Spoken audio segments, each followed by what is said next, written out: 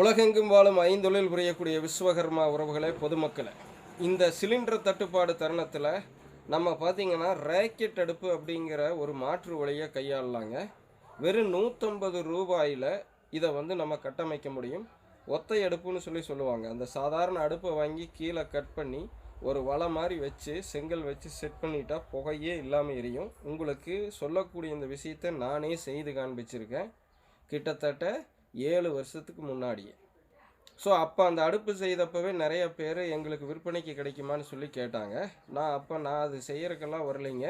என்னை நான் எல்லா சூழ்நிலைக்கு தகுந்த மாதிரி எப்படி தயார் பண்ணிக்கிறேங்கிறதுக்காகத்தான் அந்த காணொலின்னு சொல்லியிருந்தேன். இன்னும் சில உணவே மருந்தாக தயாரிக்கிறதுக்கு அந்த அடுப்பு தேவைன்னு சொல்லியிருந்தேன்.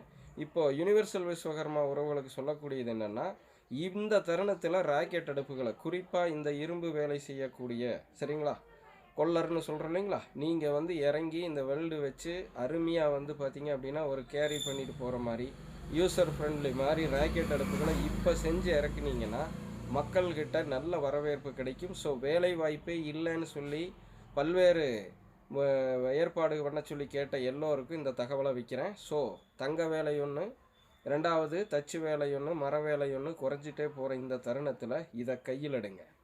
ஸோ இப்போ மக்கள்கிட்ட கொண்டு போய் இந்த ராக்கெட் அடுப்புங்கிறத சேர்த்துனீங்க அப்படின்னா அதில் உங்களுடைய தொழில்நுட்பத்தை உட்புகுத்தி இன்னும் பார்த்திங்கன்னா கம்மியான எரிபொருளில் நல்லா எரியிற மாதிரி செட் பண்ணி இந்த ப்ளோயரெல்லாம் வச்சு அருமையாக செட் பண்ணி கொடுத்தீங்கன்னா நல்ல வரவேற்பு பெறும்.